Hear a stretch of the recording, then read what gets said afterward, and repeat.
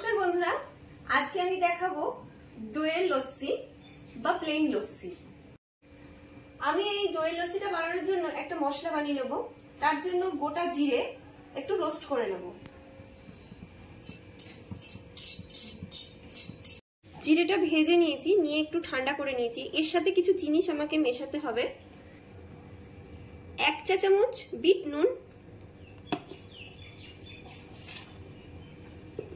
Half চা চামচ regular নুন,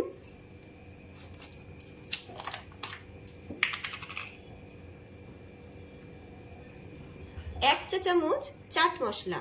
এই সবকটাকে একসাথে আমি গ্রাইন্ড করে নেব। এটা ভালো করে গুঁড়ো করে নেব।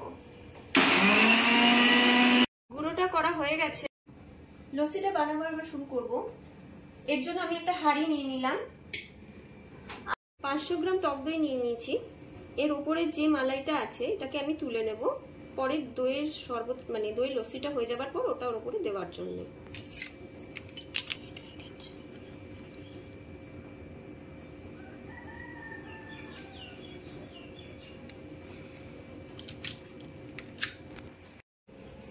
এবার হাঁড়ির মধ্যে আমি টক দই দিয়ে দিচ্ছি।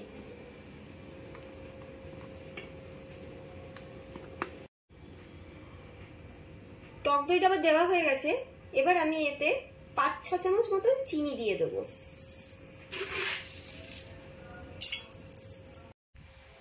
ডাল কাটা দিয়ে আমি দই আর চিনিটাকে ভালো করে মিশিয়ে নেব এইভাবে।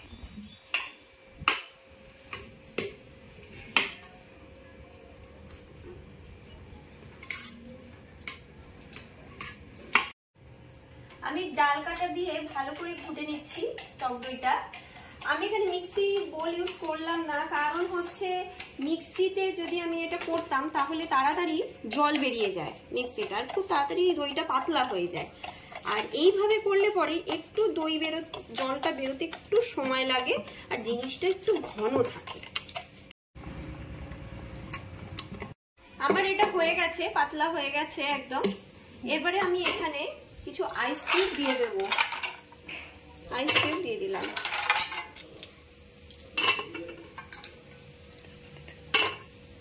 এবার আবার আমরা মেশাবো। সেটা রেডি হয়ে গেছে।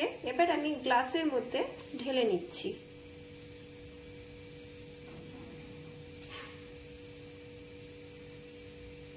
এটা করে রেখেছিলাম সেটা দিয়ে দিচ্ছি।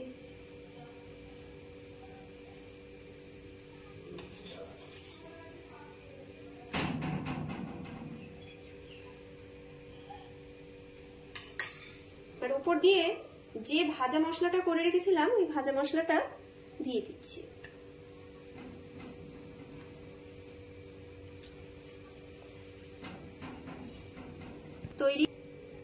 তৈরি আমার দই লস্যি। এবারে খেয়ে দেখব কেমন হয়েছে।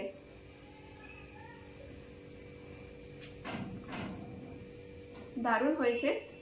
আপনারা সবাই এই গরমের দিনে বানিয়ে খাবেন।